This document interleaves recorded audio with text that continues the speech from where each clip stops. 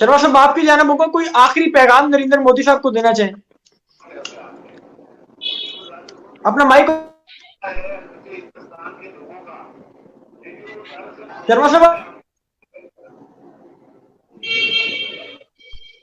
जी, हम तो आपके चैनल के माध्यम से यही कहना चाहेंगे कि मोदी सरकार जल्द से जल्द इन 3 कानूनों को वापस ले, जो कानून भारत की खेती और किसानी खाद्य सुरक्षा को कॉर्पोरेट और मल्टीनेशनल का गुलाम बनाना चाहते हैं।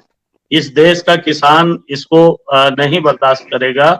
ये इस सरकार को वापस लेना ही होगा। जितना देर सरकार करेगी उतना सरकार के लिए ही परेशानी बढ़ने वाली है।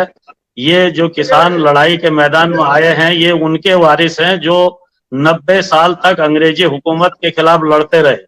ये उन्हीं के राजनीतिक वारिस हैं और ये जो है बिना जीत के वापस लौटने वाले नहीं हैं। अपनी खेती की सुरक्षा, खाद्य सुरक्षा की गारंटी किए बिना ये अब लौट